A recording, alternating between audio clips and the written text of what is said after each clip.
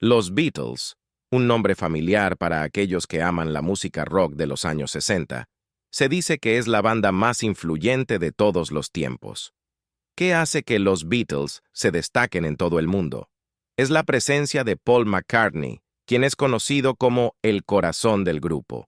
Curiosamente, lo que a todos les importa de Paul no son los logros que construyó para los Beatles, sino más bien su vida llena de muchas pérdidas y desgracias. En este video, eliminaremos tu curiosidad de larga data y aclararemos la vida de Paul McCartney. Durante los primeros años de su vida, Paul McCartney experimentó una gran pérdida. La tragedia golpeó a la familia McCartney en 1956, cuando la vida de Paul tomó un giro triste con la muerte prematura de su madre debido al cáncer de mama. Este evento profundamente emocional sirvió de inspiración para la icónica canción de los Beatles, Let It Be, y potencialmente influyó en las letras conmovedoras de Yesterday. En una entrevista con Stephen Colbert, Paul McCartney compartió sinceramente que inicialmente no percibía la pérdida de su madre como una influencia directa en su música. Sin embargo, con el paso del tiempo, se dio cuenta del profundo impacto que su ausencia tuvo en su trayectoria musical. Durante la entrevista, McCartney también reveló la conmovedora conexión que compartía con su compañero de los Beatles, John Lennon. Ambos músicos, unidos por su amor compartido por la música, también experimentaron la profunda pérdida de sus madres durante su adolescencia. Lennon, quien perdió trágicamente a su madre a los 17 años, poco después de su encuentro inicial con Paul, forjó un vínculo único entre ambos. La vida incompleta de Paul pareció encontrar un rayo de luz después de eso. Tras la partida de Stuart Sutcliffe, el bajista original de los Beatles, quien se aventuró en otras búsquedas artísticas, la banda se encontró lidiando con el desafío de llenar el vacío. Según información de Ultimate Classic Rock, en 1960, después de la salida de Sutcliffe, los Beatles emprendieron la búsqueda de un reemplazo permanente. Chas Newby asumió brevemente el papel, pero su compromiso con la banda fue de corta duración, lo que provocó un momento decisivo para Paul McCartney. Ante la ausencia de un bajista dedicado, la banda se enfrentó a un dilema. McCartney, inicialmente el guitarrista principal, se encontró en el centro de la decisión. Como él relató, fue como, oh, no tenemos un bajista. Y todos se dieron la vuelta y me miraron. Realmente me vi obligado a hacerlo. Fue como, bueno, entonces mejor que seas tú. No creo que hubieras atrapado a John haciéndolo. Pasando de la guitarra principal a la guitarra rítmica debido a las limitaciones percibidas, McCartney continuó adaptándose a las necesidades cambiantes de la banda. Cuando su guitarra dejó de funcionar, asumió el papel de pianista. Finalmente, aceptando la inevitabilidad de la situación, McCartney aceptó su posición como el bajista de los Beatles. Aunque el bajo no fue su instrumento de elección inicial, McCartney enfrentó el desafío con determinación y creatividad características. Su versatilidad y disposición para adaptarse no pasaron desapercibidas. Rolling Stone reconoció la maestría de McCartney en el bajo al clasificarlo en el número 9 de su lista de los 50 mejores bajistas de todos los tiempos. En las primeras etapas de los Beatles, el carismático John Lennon asumió el papel de líder indiscutible de la banda. Sin embargo, a medida que llegaban los años 60, se produjo un sutil cambio de poder, y las riendas de la autoridad pasaron sin problemas a las manos capaces de Paul McCartney. Mientras el liderazgo de McCartney indudablemente inauguraba una nueva era de triunfos para la banda, al mismo tiempo sembraba las semillas de la discordia entre sus miembros, fomentando un innegable sentido de distancia. El catalizador de esta transformación se remonta a 1964, cuando McCartney rompió decisivamente la colaboración en la composición de canciones con Lennon, escribiendo el éxito Can't Buy Me Love, que posteriormente reclamó el codiciado lado A en su próximo lanzamiento. En respuesta, Lennon, impulsado por la rivalidad artística, contraatacó con A Hard Day's Night y la mayoría de las canciones del álbum homónimo. Esta dinámica de superación en la creación de canciones se convirtió en el sello distintivo de su relación creativa durante el resto de la década. La lucha musical persistió, con McCartney componiendo Yesterday, solo para ser respondido por Lennon con Norwegian Wood. El patrón continuó, cada maestro respondiendo a los esfuerzos sonoros del otro. Lennon conjurando Strawberry Fields Forever, McCartney respondiendo con Penny Lane. El propio McCartney reconoció que esta competencia fue una gran manera para mantenernos alerta, pero como señaló Far Out, en ocasiones esto incomodaba a Lennon. Ian Diamond, en su obra seminal Revolution in the Head, The Beatles Records and the 60s, ahonda en el meollo del asunto, afirmando que Lennon percibía claramente la disminución de su dominio sobre la producción creativa de la banda. McCartney, a partir de ese momento, ascendió no solo como compositor, sino también como instrumentista, arreglista, productor y director musical de facto de los Beatles. La colaboración armoniosa de los primeros días había dado paso a una interacción más compleja de egos artísticos, señalando la evolución de los Beatles y la intrincada dinámica que impulsó su inigualable viaje musical. En 1966, surgió un rumor peculiar y persistente que afirmaba que Paul McCartney, el icónico miembro de los Beatles, había fallecido y había sido reemplazado en secreto por un doble. Según Ultimate Classic Rock, la narrativa se desarrolló durante la grabación de Sgt. Pepper's Lonely Hearts Club Band, alegando que McCartney había perecido trágicamente en un accidente automovilístico.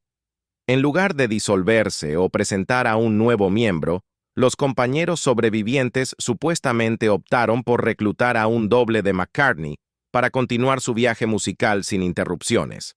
Rolling Stone ahonda en los orígenes de esta extraña historia, atribuyendo su inicio a una llamada misteriosa que instó al DJ de radio Ross Gibb a reproducir The White Album al revés. El llamante afirmó que se revelarían mensajes ocultos como Turn Me On, Dead Man, y John Lennon diciendo I Buried Paul. A pesar de la supervivencia real de McCartney, el mito persistió, alimentado por supuestas pistas incrustadas en las portadas de los álbumes, las letras de las canciones e incluso los videos musicales.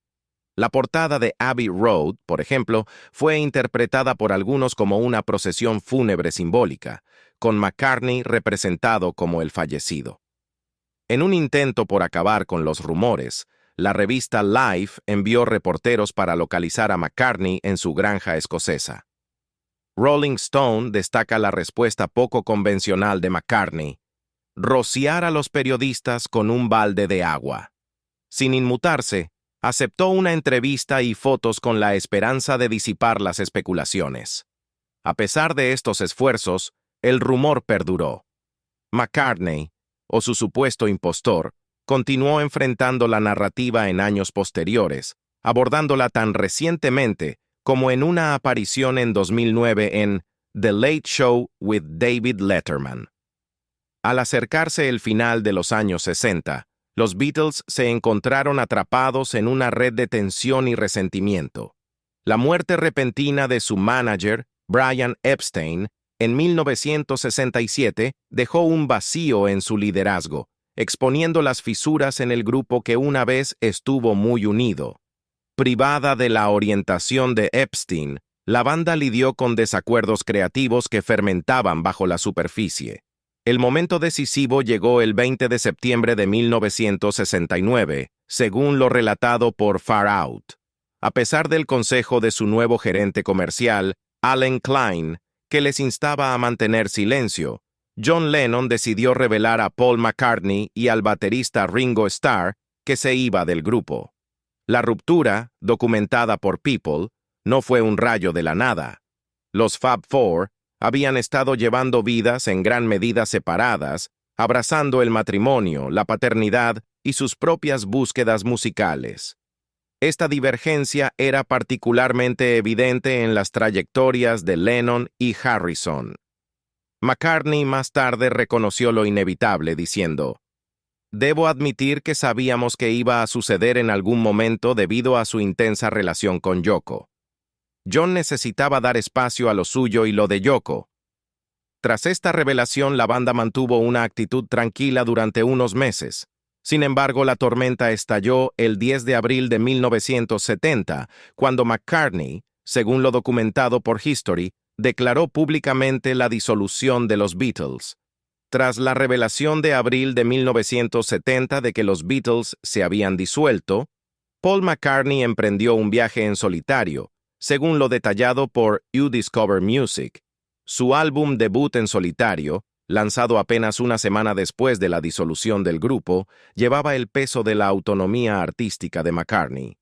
El debut homónimo mostró su talento singular, con McCartney asumiendo los roles de compositor, instrumentista y único productor. Aunque las evaluaciones contemporáneas fueron mixtas, el álbum ha ganado reconocimiento como uno de los logros estelares de McCartney. El esfuerzo subsiguiente, Ram, repitió el patrón de escepticismo inicial. Según Ultimate Classic Rock, hoy en día, Ram se considera el segundo mejor álbum post-Beatles en el repertorio de McCartney.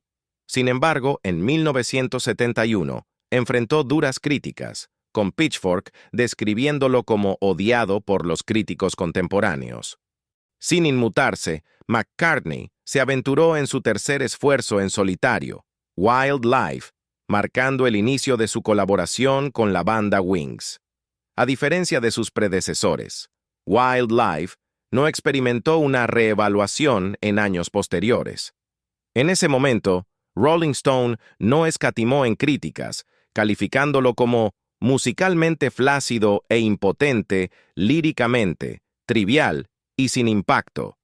Lamentablemente, esta evaluación perdura, y Wildlife continúa siendo considerado como uno de los trabajos menos impactantes de McCartney.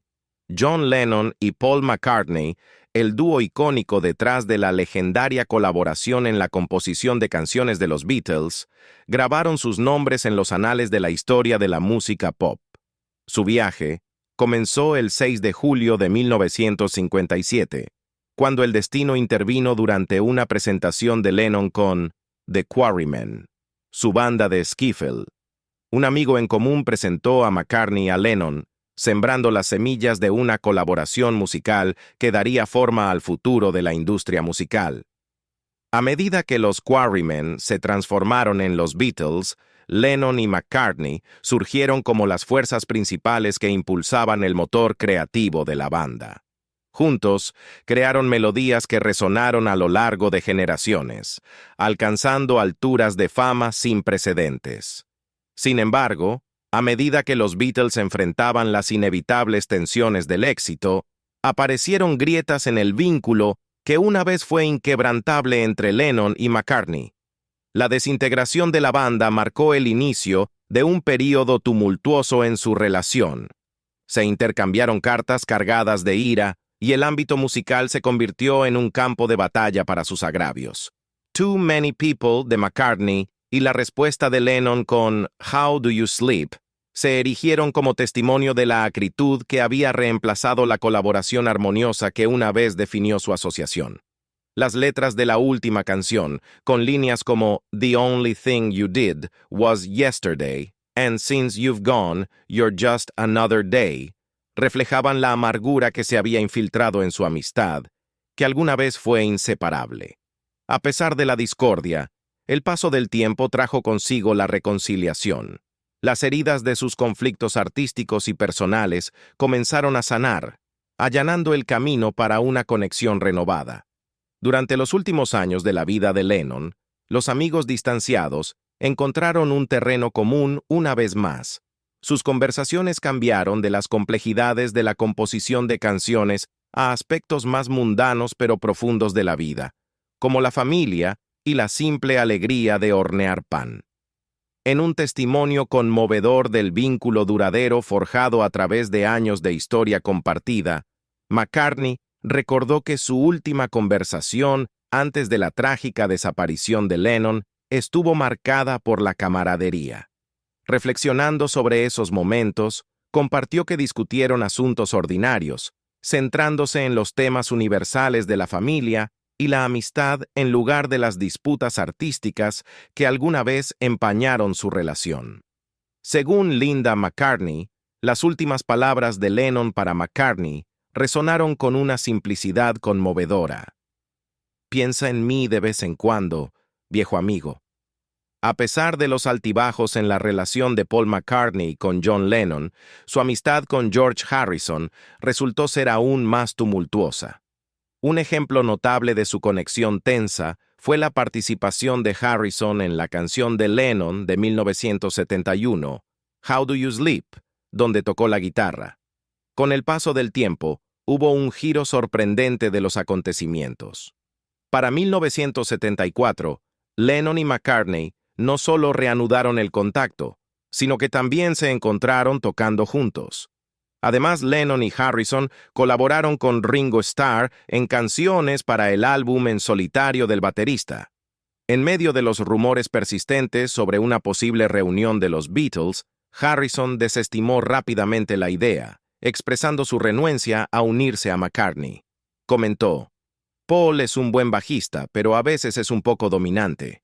A decir verdad, me uniría a una banda con John Lennon cualquier día, pero no podría unirme a una banda con Paul McCartney».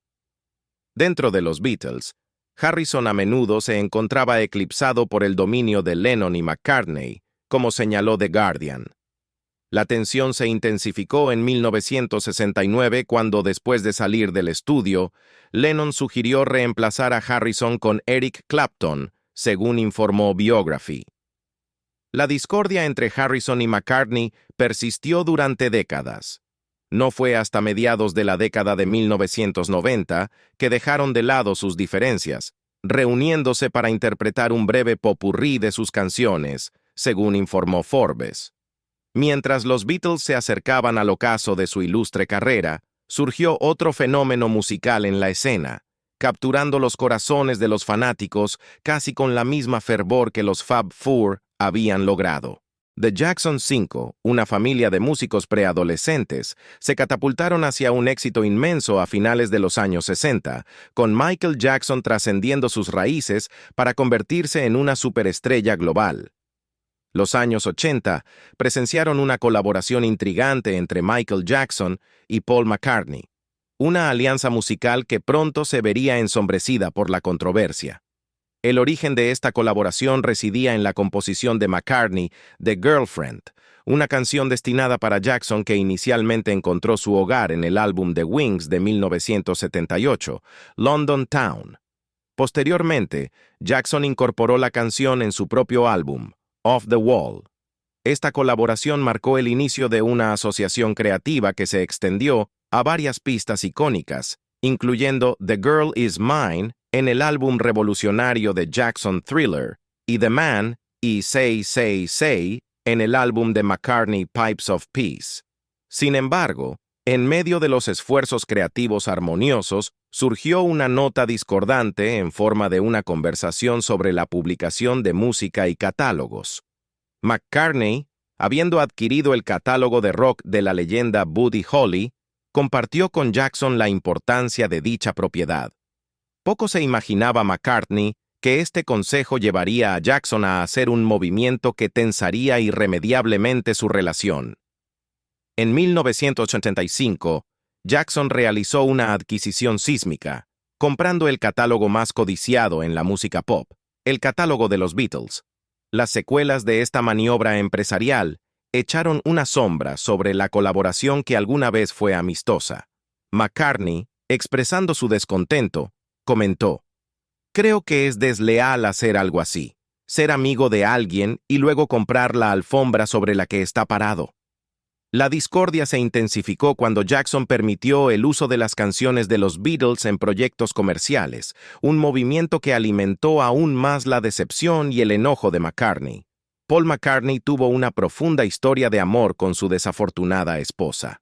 En 1967, la fotógrafa Linda Eastman se encontró en medio de una oportunidad increíble cuando comenzó a trabajar con el icónico grupo musical de la época, los Beatles.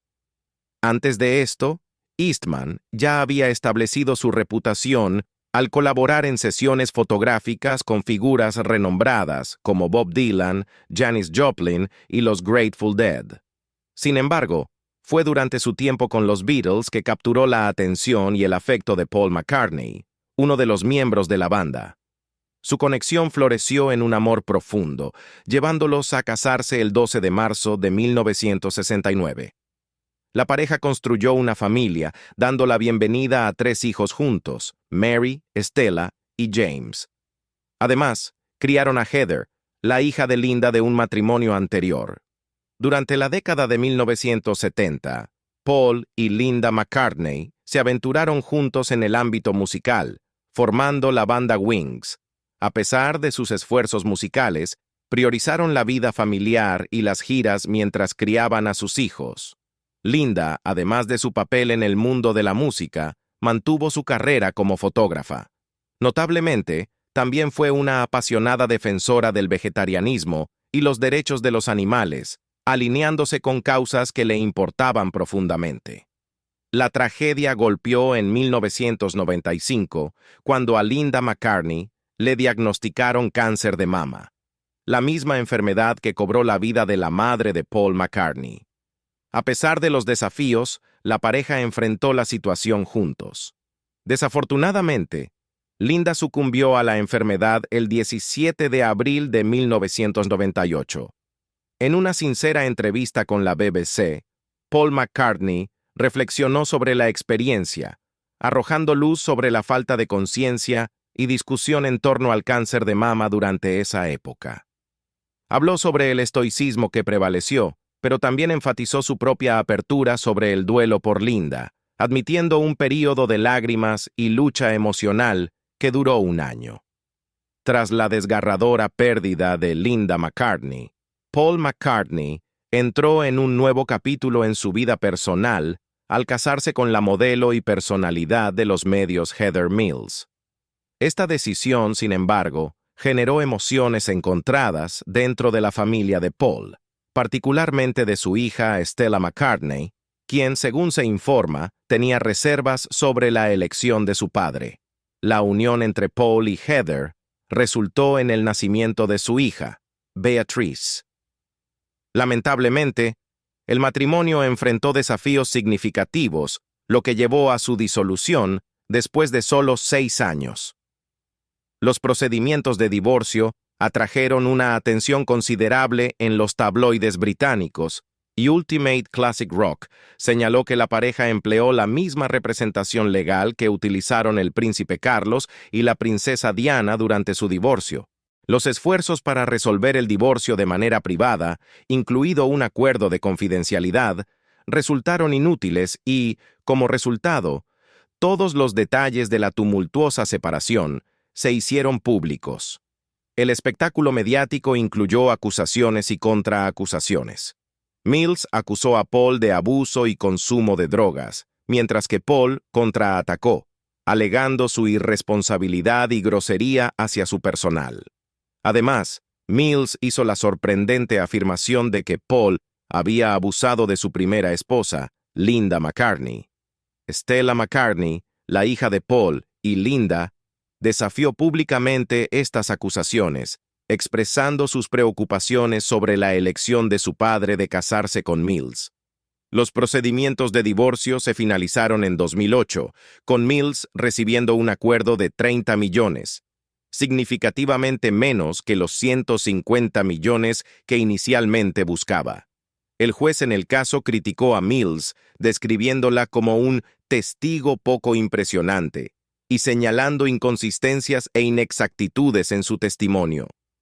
Mills se defendió de las duras críticas de los medios, señalando sus más de 20 años de trabajo caritativo.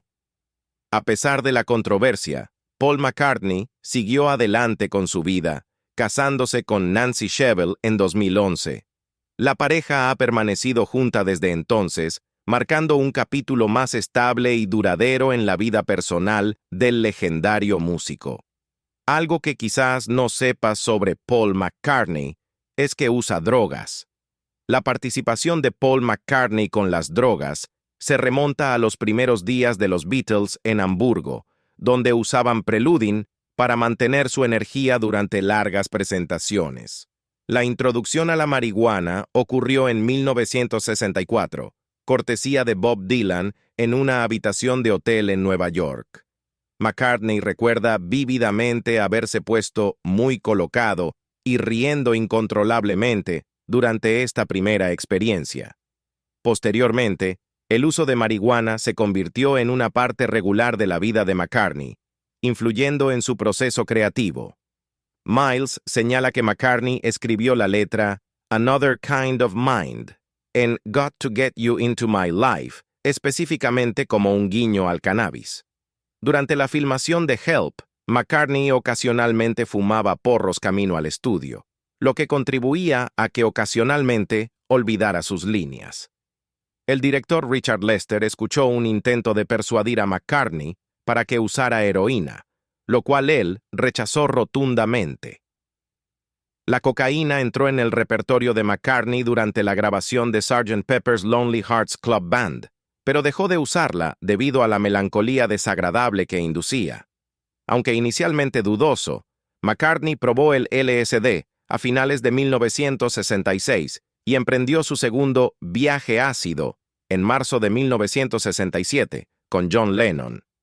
McCartney se convirtió en el primer Beatle en hablar abiertamente sobre el LSD, afirmando que lo hizo mejor, más honesto y más tolerante miembro de la sociedad. Su postura sobre la legalización del cannabis se hizo pública en 1967, cuando él, junto con los otros Beatles y el gerente Brian Epstein, apoyaron un anuncio en The Times. El anuncio pedía la legalización del cannabis, la liberación de los encarcelados por posesión y la investigación sobre las aplicaciones médicas de la marihuana. Sin embargo, McCartney enfrentó consecuencias legales por su defensa, incluyendo una multa en 1972 en Suecia por posesión de cannabis y una condena en 1973 en Escocia por cultivo ilegal. Debido a estas condenas relacionadas con drogas, McCartney tuvo problemas de visa en los Estados Unidos hasta diciembre de 1973. Se presentaron más problemas legales, con Linda asumiendo la culpa por un cargo de posesión de marihuana en Los Ángeles en 1975. En 1980, durante una gira en Japón, el equipaje de McCartney contenía cannabis, lo que resultó en un breve arresto y deportación.